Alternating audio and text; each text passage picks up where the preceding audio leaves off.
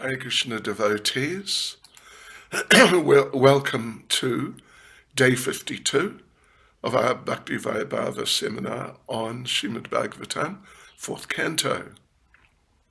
And chapters titled Prithu Maharaja's Meeting with the Four Kumars. And we are up to verse 32. The section we are in is third section.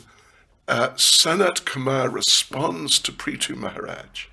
It's from verse 17 to verse 40, and today we're starting from verse 32, so, there's a good possibility we may finish the section, but we can see it's deeply philosophical. Sanat Kumar is preaching to Prithu Maharaj. It's really deep, and there's a lot for us to learn here. It's very valuable. All right, so here we go, devotees. Verse 32. But first of all, our prayers. Nama Om Vishnu Padaya Krishna Prestaya Bhutale Srimati Bhakti Vedanta Swaminiti Namane Namaste Saraswati Deve Gauravani Pracharane Nirvishesha Shunyavadi Pastyatya Deshatarne Sri Krishna Chaitanya Prabhu Nityananda Sri Advaita Gadadha Shivas Adi Gaura Bhakta Vrinda Hare Krishna Krishna Krishna Hare Hare Hare Rama Rama Rama Hare Hare Vanchakalpaturibhyas Kripa Sindhubhya Evacha Patitanam Pavanebhyo Vaishnavebhyo Namo Namaha. Srila Prabhupada Ki Jai. Okay, verse 32. There is no stronger obstruction to one's self-interest than thinking other subject matters to be more pleasing than one's self-realization. Wow, Krishna, how is that? How is that for a powerful statement? Let me just read it again. There's no stronger obstruction to one's self-interest than thinking other subject matters to be more pleasing than one's self-realization. Okay. So there is now a shorter purport, actually. Prabhupada says human life is for self-realization. Yes, of course. And self-realization. So self refers to both the supersoul and the individual soul. Yes. Important point. So when, though, one becomes more interested in the body and the gratification of the senses of one's body, then he creates obstructions on the path of realizing the self. That, yes, that's just so clearly put.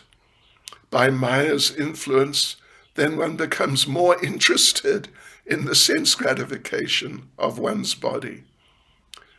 And that sense gratification, Prabhupada says, it's prohibited for those interested in self-realization.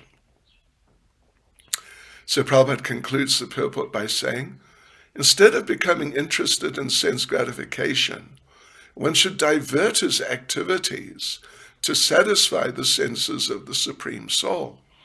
Anything performed contrary to this principle is certainly against one's self-interest. All right, very good. Verse 33.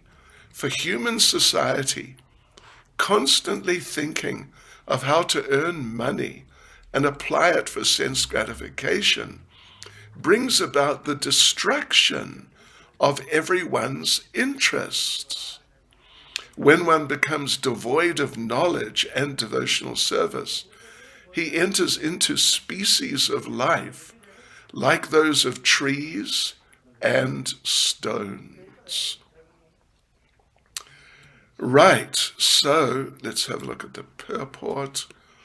It's just anyway, it's somewhat substantial, but not as long as those purports we've been doing for the last couple of days.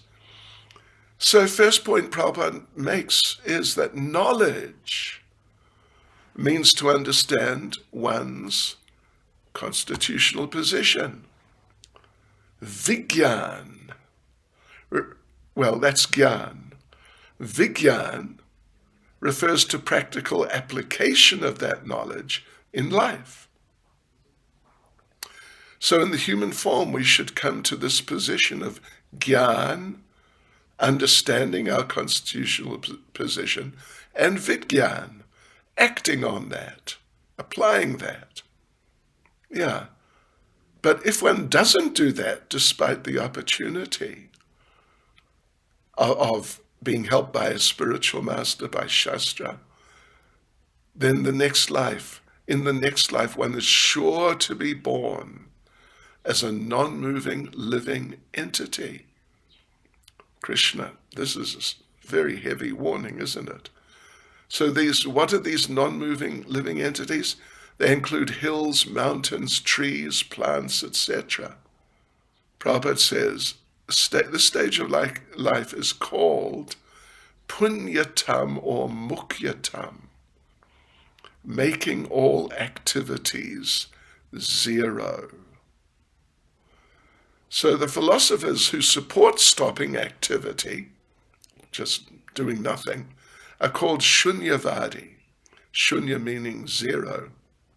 Prabhupada says, by nature's own way, our activities have to be gradually diverted to devotional service. But these people, the Mayavadis, the philosophers, Shunyavadis actually really means Mayavadis, but more usually Buddhists. Yeah. But these people, the Shunyavadi people, instead of purifying the activities, try to make them zero.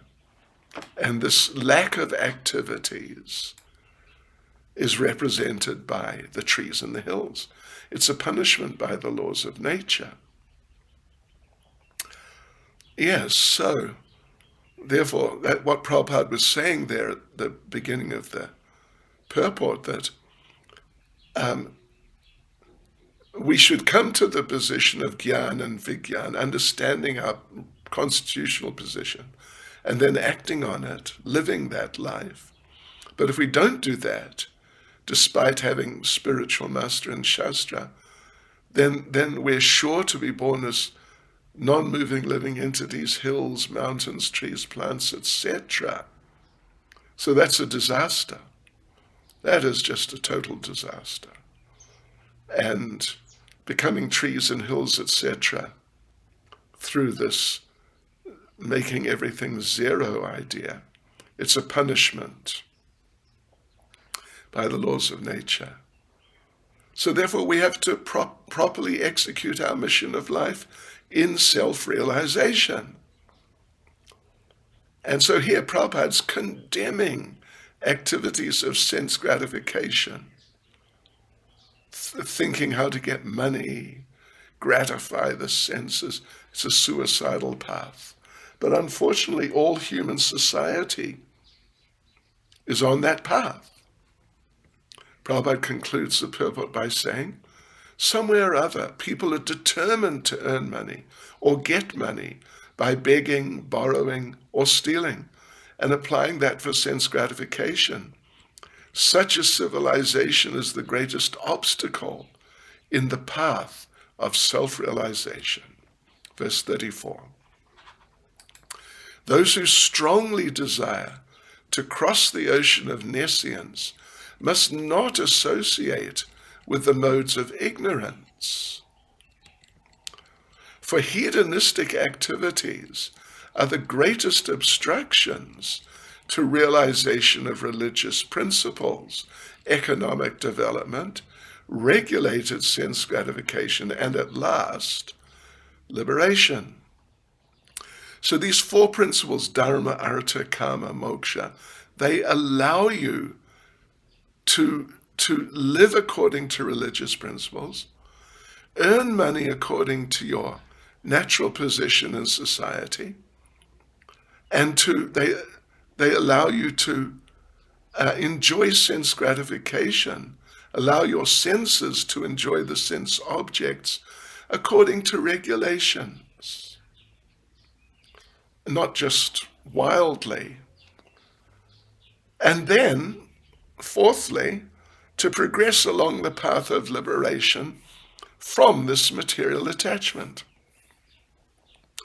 So, of course, while the body is there, and this Prabhupada talks about this sometimes, while we have a material body, it's not possible to be completely free from these interests, bodily interests.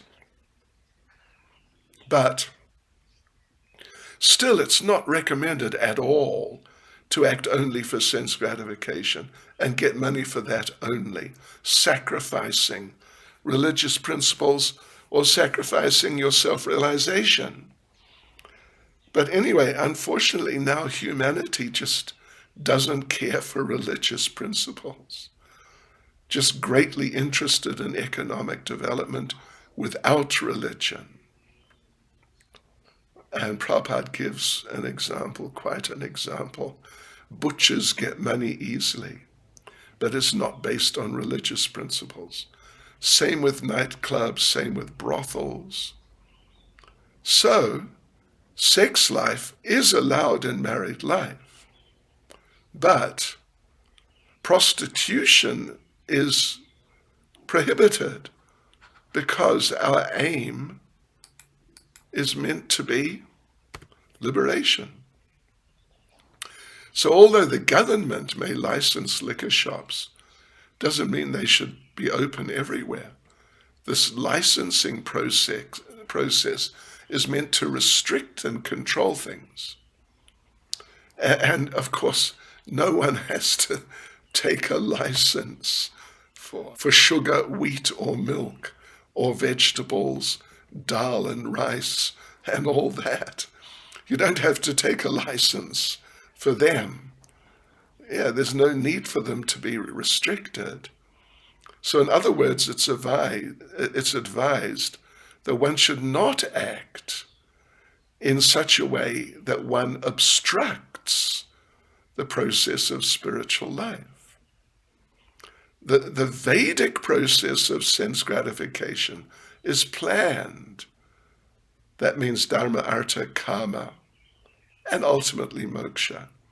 So that it's a planned system so people can develop economically, they can enjoy some sense gratification, but ultimately get liberation. So Prabhupada concludes the purport by saying, Vedic civilization offers us all knowledge in the Shastras. And if we live a regulated life under the direction of Shastras and Guru, all our material desires will be fulfilled. And at the same time, we'll be able to go forward to liberation. So it's wonderful. It's auspicious. Verse 35. So out of the four principles, namely religion, economic development, sense gratification, and liberation, so out of them, liberation has to be taken very seriously. The other three are subject to distraction by the stringent law of nature, death. Prabhupada gives nice purport that of these four, dharma, artha, kama, moksha, religiosity, economic development, sense gratification, and liberation, out of them, moksha, the fourth one, has to be taken seriously, even at the sacrifice of the other three. At the beginning, Sutta Goswami says, right at the beginning of the Bhagavatam, that religious principles should not be based on success in economic development. But the thing is that generally, because people are very into sense gratification, they go to the church, etc., for economic reasons. But economic development doesn't mean sense gratification. Everything should be adjusted so we attain liberation. So therefore in this verse, moksha, liberation, is stressed. The other three are material. Dharma, artha, kama, they're all material. They'll all be destroyed in due course. Prabhupada makes the point that in Bhagavad Gita, Krishna says that death is a form of himself. And this death, as a form of the Lord, takes everything acquired by the materialists.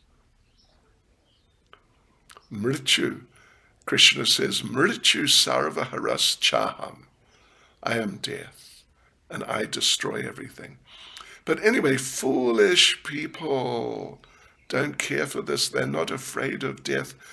They don't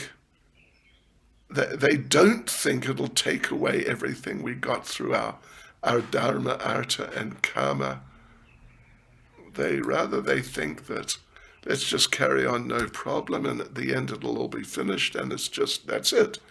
Nothing to worry about. So of course by dharma we may go to the heavenly planets. That doesn't give freedom from birth and death. So the purport is, Srila Prabhupada says, the purport is that we can sacrifice our interests in what is called trivargya, the three principles: religion, economic development, sense gratification. We can give that up. We can give that up, but we cannot give up liberation. And of course, liberation means after death not getting another material body. Of course, the impersonalists, they have their own idea.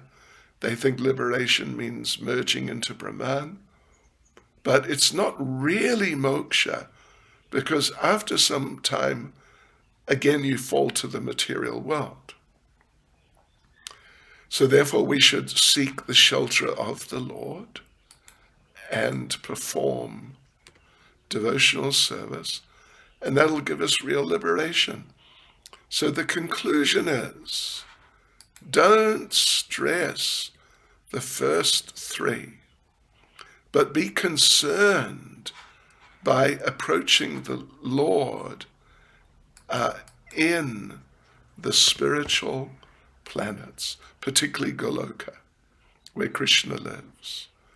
So Prabhupada concludes the purport by saying, therefore this Krishna consciousness movement is the greatest gift for persons who are actually desiring liberation.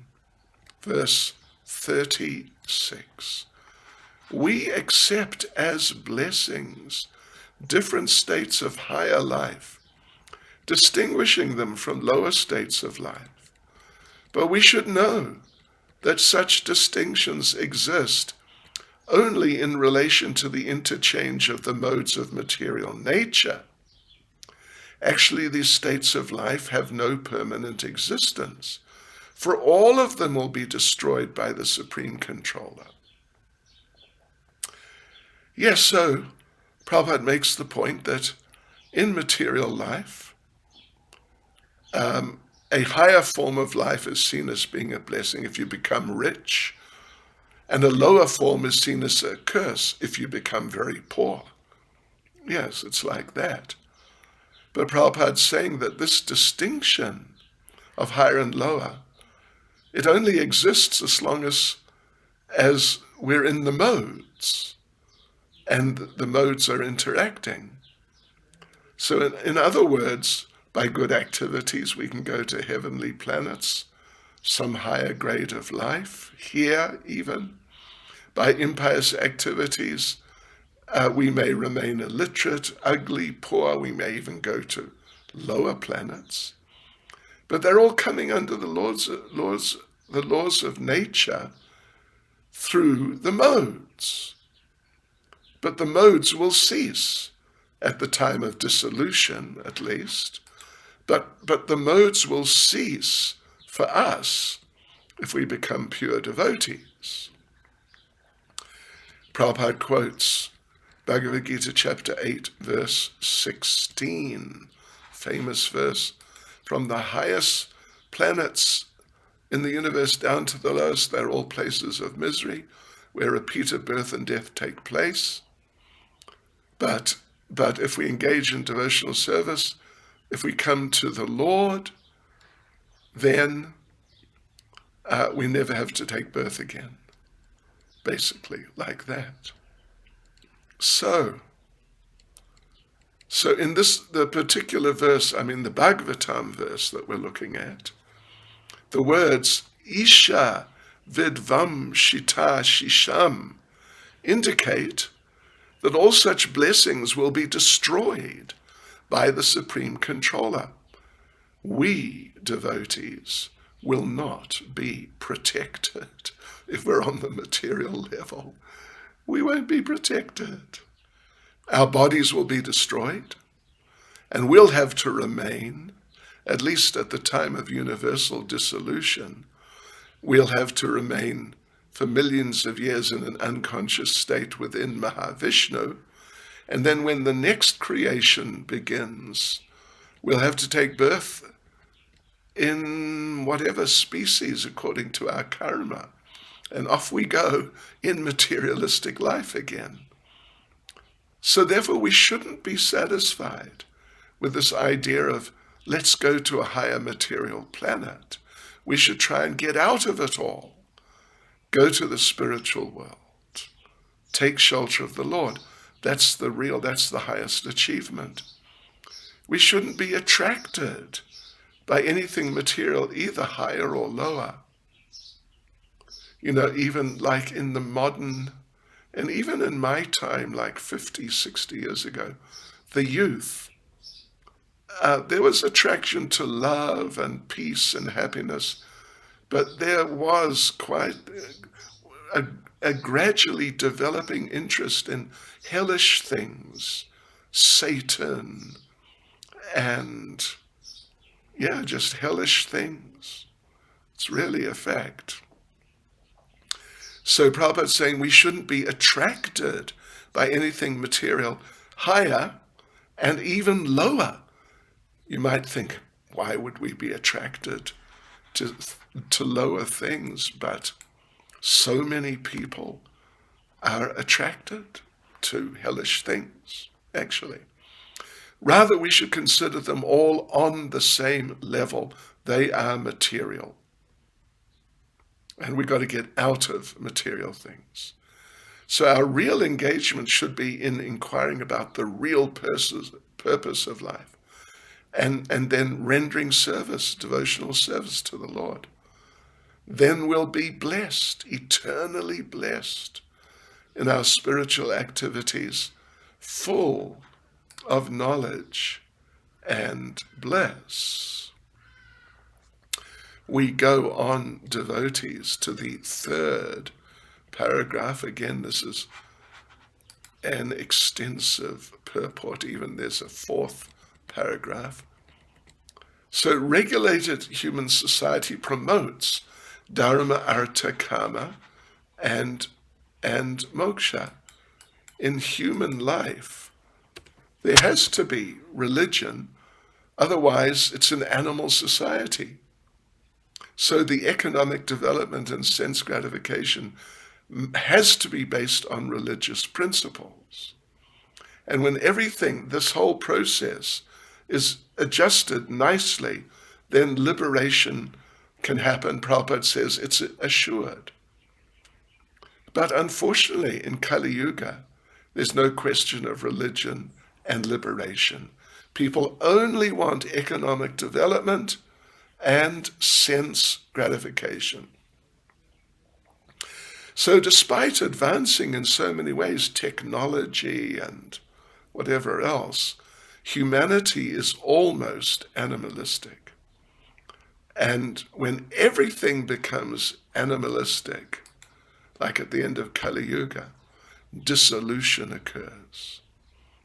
So this dissolution, Prabhupada says, is to be accepted as Isha Vidvam Shita Shisham. So the Lord's so-called blessings of economic development, sense gratification, all these things will be dissolved at the time of distraction. They'll be destroyed. So at the end of Kali Yuga, Kalki will come. His only business is to kill. Then another golden age will come. So we should know our material activities are like childish play. Children play on a beach.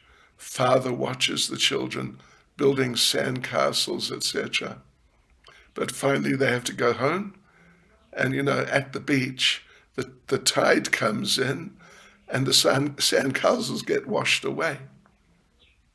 So Srila Prabhupada concludes this paragraph, persons who are too much addicted to the childish activities of economic development and sense gratification are sometimes especially favored by the Lord when he destroys their construction of these things. Yes, that's his mercy to get them free from their attachments to this stupid, excessive economic development, crazy sense gratification. So, right, there is a fourth paragraph also. The Lord says in Srimad Bhagavatam, Yasyaham anugrinami harishye taddanam shanai. He's speaking to Maharaj Parikshit and saying, when I take away someone's opulence, that is my special favor. And we see generally the devotees are not materially opulent. And if a devotee tries to become opulent and do devotional service, it may stop his devotional service, at least for the time being. But then the Lord, to show favor, destroys the devotees' so-called economic development and opulence. And then the devotee takes shelter of the Lord. So this is also Isha Vidvam Sita Shisham, the blessing of the Lord, whereby the Lord destroys one's material opulences, but enriches one in spiritual understanding. And Prabhupada mentions that when we preach, sometimes people come offer obeisances and, they're very nice to us because they want blessings. It means they want opulence. But then if those opulences are checked, they don't want to offer obeisances to the devotees any longer. So, okay, now this is a mega purport, actually. How many paragraphs? There's 6. So, fifth paragraph. However, when one is sincere in devotional service, the Lord may force him to give up material development and surrender to him. And because the Lord doesn't give opulence to the devotee, sometimes people are afraid to worship the Lord because they see that the people who do worship the Lord, they don't have much opulence. Maybe they're poor. So they would rather worship Lord Shiva. And by his grace, they get blessed by his wife Durga, the presiding deity of Maya, of material nature. So Ravana was a devotee of Shiva, and in return, he got the blessings of Durga. So his whole kingdom,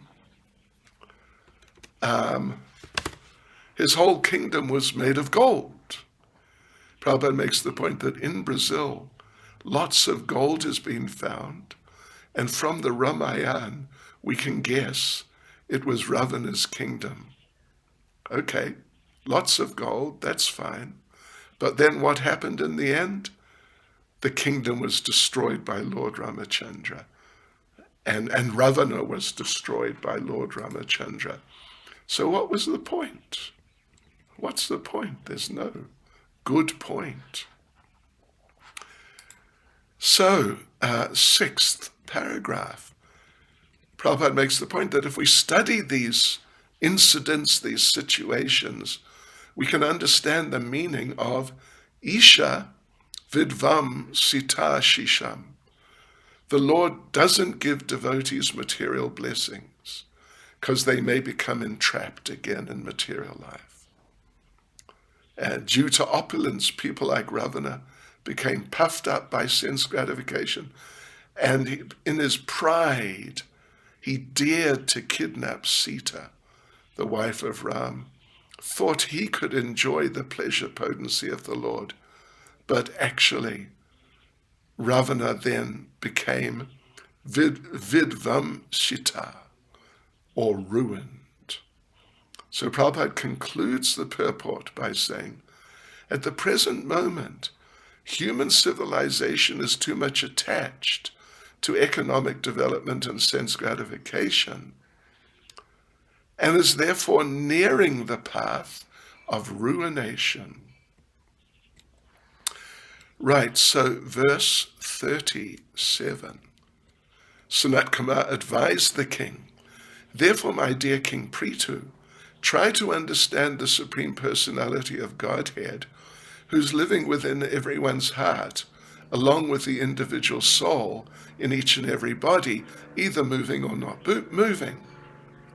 The individual souls are fully covered by the gross material body and subtle body, made of the life air and intelligence. Here in this verse, it's specifically advised that instead of wasting time in the human form for economic development, sense gratification, we must try to cultivate spiritual values by understanding the Lord in the heart. He's within our hearts, we are also there. And if we understand that, we're attaining spiritual culture. So there are two ways of advancing in spiritual culture. One of them is the method of the impersonalists, and the other is the method by the devotees. So Prabhupada goes on to contrast the impersonalists and the devotees. Again, yes, this is such a major thing. Prabhupada repeatedly is emphasizing, who are the impersonalists? What are they? What are their problems? Why we should not be impersonalists? And who are the devotees? What are the devotees? How beneficial it is to be a devotee, and how we should definitely be devotees. The impersonalist thinks that he and the Supreme Spirit are one, but the devotees understand that they realize the absolute truth by understanding that because the absolute truth is the supreme predominator, and we are the predominated, our duty is to serve the Lord. Prabhupada refers to Vedic injunctions, Tattvamasi, you are the same, and Soham, I am the same. The impersonalists think these mantras say that the Lord and the living entity are one, but the devotees understand that the verses are saying that we and the Lord are the same in quality. Tat Tvamasi, I am Atma Brahma. Both we and the Lord are spirit. So understanding this is self-realization. Human form of life is meant for understanding the Lord and us by spiritual knowledge. So we shouldn't waste time doing economic development and sense gratification. So we go on to a second paragraph. Prabhupada makes the point that in this verse, the word kshetravit is important. It's explained in Bhagavad Gita chapter 13, verse 2.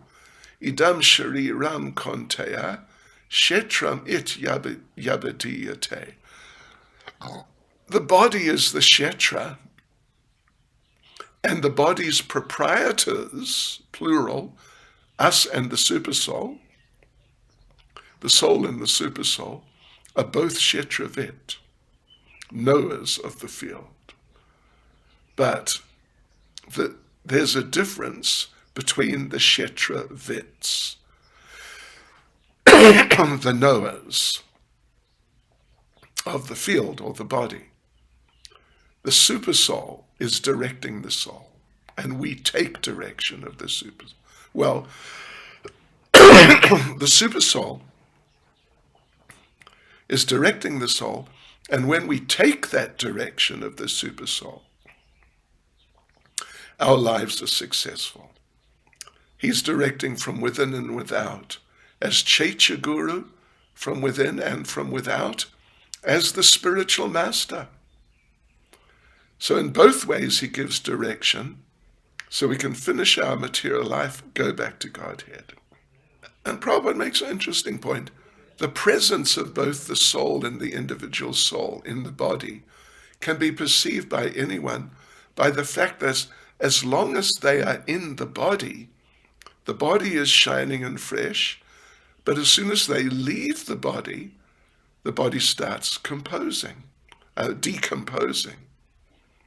So we shouldn't waste time in economic development, sense gratification, but cultivate spiritual knowledge to understand the supersoul and the soul and their relationship. Then, by advancing in knowledge, we can achieve liberation, achieve the goal of life. So it's said that if one takes to the path of liberation, even rejecting his worldly duties, he is not the loser. But someone who does not take to the path of liberation, but carefully does economic development and sense gratification, he loses everything. Narada Muni speaks, first Canto, chapter 5, verse 17. If a person out of sentiment or for some other reason takes to the shelter of the lotus feet of the Lord, and in due course of time does not succeed in coming to the ultimate goal of life, or falls down due to lack of experience, there's no loss. But for a person who does not take to devotional service, but executes his material duties very nicely, there's no gain. Let us move on to verse 38. The Supreme Personality of Godhead manifests himself as one with the cause and effect within this body. Okay. But one who has transcended the illusory energy by deliberate consideration, which clears the misconception of a snake for a rope, can understand that the Paramatma is eternally transcendental to the material creation and situated in pure internal energy. Thus, the Lord is transcendental to all material contamination. Unto him only must one surrender. Wow, that's really interesting, isn't it? That is great. Okay, Prabhupada begins the purport by saying that this verse is specifically stated to defy the Mayavadi conclusion of oneness between soul and supersoul. They say, the Mayavadis, the impersonalists, they say there's no difference, that the soul and supersoul are one. So they say any feeling of separation is Maya, like thinking a rope is a snake. If you think a rope is a snake, then, yeah, well, it'll be very upsetting. But actually it's a rope.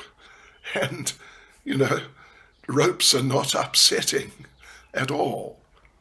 So, yeah, it's like that. So that's a classic. The rope and the snake argument, Prabhupada says, is generally offered by the Mayavadi philosophers. It's a classic argument. And so it's specifically mentioned here in the actual verse itself. It means it's been one of the arguments of that sort of person for thousands of years.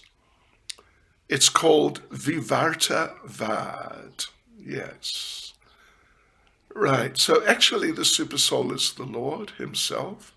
He's eternally liberated. He's living with the soul within the body, in the region of the heart, as confirmed in the Vedas. And I'm sure we've heard of the description of the two birds sitting in a tree. Prabhupada says actually two friends sitting on the same tree. But, more often not, you get birds who are friends sitting in the same tree. So anyway, the Supersoul is above Maya.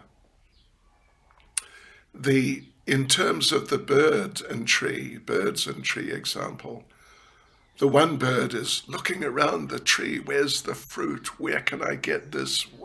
What can I get? What can I enjoy? And the other bird is not interested like that, just observing. So that illusory energy, the Maya, is called Bahiranga Shakti, or external energy. Bahir basically means outside, external energy. And the living entity, that's us, we are Tatastha Shakti. Tatastha means marginal. Actually, we're spiritual by nature, but we have a marginal tendency. We have the tendency to go off out of the spiritual realm and, the spiritual way of life. Although the vast majority of jivas like us, the vast majority are in the spiritual world and have never fallen down. But some of us have, a small fraction, but still here we are in the material world. So, okay, as Bhagavad Gita says, the material energy represented, earth, water, fire, air, ether, like that spiritual energy, the soul, they're both material energy, spiritual energy. We're both energies of the Supreme Lord. So we are spiritual energy, but we have this marginal tendency to get deviated from our spiritual position. Therefore, we're not referred to generally, not so much at least, as being spiritual energy, but we're generally referred to as Tatastha Shakti, marginal potency. Right, so material energy, spiritual energy, they're both energies of the Lord. And even though the energies and energetic in one sense are identical, but still the living entity is prone to be influenced by the external energy and may even think he's one with the Lord. Right, so devotees, let's go on to the second paragraph. Prabhupada points out the word prapadye is also significant in this verse. It refers to the conclusion of Bhagavad Gita 1866, Savadharma Parityaja, Mam Ekam Sharanam Vraja. Yes. Prapadye. Yeah. Or there's also, well, in Bhagavad Gita chapter 7, verse 19, Bahunam Janmanam Ante Gyanavan Mam Prapadyate, which means after many births and deaths, one who's in knowledge of me surrenders to me. That's 719, and of course 1866, what that means is give up all different types of religions and just surrender unto me. Right. So Srila Prabhupada explains there that this prapadye from chapter 7, verse 19 of Bhagavad Gita, or Sharanam Vraja from 1866 Bhagavad Gita, refers to the individual surrender to the Supersoul. Right. So the soul, when surrendered, can understand that the Lord, although within the heart, with the soul, is superior to the soul. That is always transcendental to the material world, even though it may seem that the two of them, the soul and the supersoul, are just kind of in similar positions in the material world. But actually, according to the Vaishnava philosophy, the super soul and the soul are one and different simultaneously. The Lord and the soul are one and different simultaneously. That's maybe a little difficult to grasp. The idea is the material energy is his external energy. And since the potency and the potent are identical, so it appears that the Lord and the soul are one. But actually the soul is under material energy, and the Lord is always above it, or transcendental to the material energy. So, unless he's superior, what can be the question of surrendering to him? Yeah. So prapadye refers to the process of devotional service. So we should understand that simply by sort of non-devotee speculation on rope and snake, one cannot approach the absolute truth. So Prabhupada concludes the purport of verse 38 by saying, therefore devotional service is stressed as more important than deliberation or mental speculation to understand the absolute truth. Okay, so we go on to verse 39. The devotees are always engaged in the service of the toes of the lotus feet of the Lord, can very easily overcome hard-knotted desires for fruitive activities. Because this is very difficult, the non-devotees, the jnanis and yogis, although trying to stop the waves of sense gratification, cannot do so. Therefore, you are advised to engage in the devotional service of Krishna, the son of Vasudev. Right, so in the purport here, there's a couple of paragraphs. Prabhupada begins by pointing out there are three types of transcendentalists: the Gyanis, impersonalists, the yogis, who are trying to develop mystic powers, trying to realize the supersoul specifically, and the bhaktas, or the devotees, who are trying to realize Krishna, the Supreme Lord. So they're all trying to overcome the senses, which is not easy. The senses are compared to the incessant waves of a river. Very hard to stop.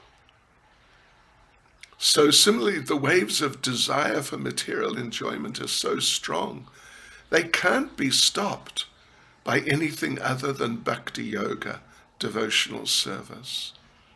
So the devotees, the bhaktas, by their transcendental devotional service, they become so overwhelmed by transcendental bliss that their desires for sense gratification just stop. And sense gratification ends up looking like something stupid. Why would you want to do that now that you've got this transcendental bliss? So therefore it's much easier for the devotees to give up sense gratification. Much easier. But for the Gyanis and Yogis who are not attached to the Lord, the lotus feet of the Lord, it's just a struggle against the waves of desire. And you know what it's like when you're on the beach of an ocean, the waves there's just one wave after another, and it just literally never stops. So in other words, the Gyanis and Yogis, although they're trying to get free from the desires for material activities, they actually become more and more entangled in mental speculation or the strenuous efforts to somehow stop the senses, stop the activities of the senses. So Srila Prabhupada quotes a very important and wonderful verse, actually. Srimad Bhagavatam, first canto, chapter 2, verse 7. Vasudeva Bhagavati Bhakti Yoga Prayojita Janiyat Yashu Vairagyam Gyanam Chayadahoita Kam, which means that for anyone who engages in the service of Lord Krishna, Bhakti Yoga, in devotional service to Lord Krishna, then he finds that automatically detachment and knowledge just appear within his heart, within his mind. Just causelessly. Ahoitu come. Hetu means cause, and ahetu means with no cause. Yes. So that means when we engage in devotional service, then those material desires, they just sort of dissolve, actually, without you having to make big effort to fight with the material desires. Get down. Oh, that's a difficult fight. But if you engage in devotional service to Krishna, then these desires for material activity, sense gratification, they just get dissolved and they disappear. Yeah, and then on top of that, by doing devotional service, you're getting a higher taste. You're getting a higher taste. Right, so let's see. So now we're going into we are into the second paragraph here.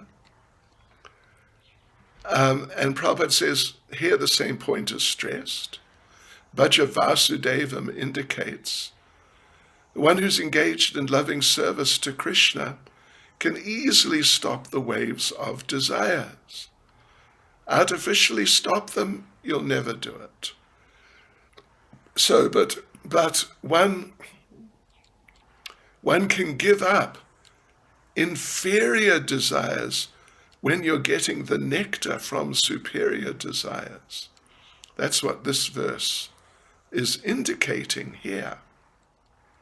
So one has to, Prabhupada says, one has to desire the supreme in order not to be entangled in the inferior. So the jnanis, the impersonalists, they want to become one with the Lord, but it's also just lust. To become such a big, important person, to become God. Yeah, that's lust. The yogis want mystic powers. That's also lust. But devotees don't want any type of material enjoyment. So they become purified. So desire becomes, for the devotees, desire becomes a source of spiritual enjoyment under the protection of the toes of the lotus feet of the Supreme Personality of Godhead. So the Kumars say here that Krishna's lotus feet are the ultimate reservoir of all pleasure. So we should take shelter of them. Yeah, rather than trying to stop desire for material enjoyment. And we can understand there's no question of becoming liberated if you can't stop material desires. Yeah. So some may argue the waves in a river, there are many waves in a river, incessantly flowing. They can't be stopped, but they flow into the sea. So Prabhupada says, when the tide, when the sea, when the waves come over the river where they meet, it overwhelms the river, and the waves of the sea become more prominent than the waves of the river.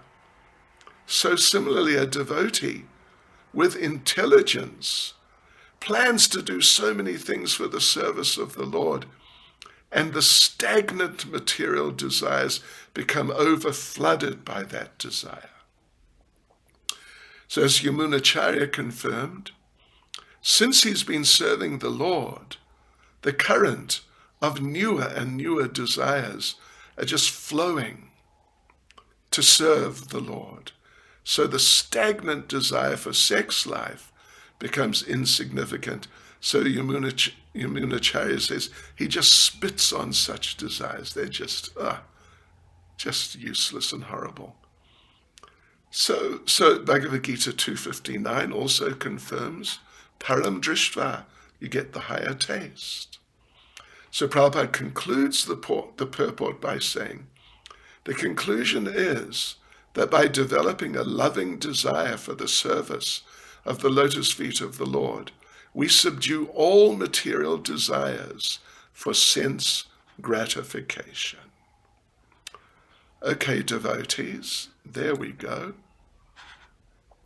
Srila Prabhupada ki jai.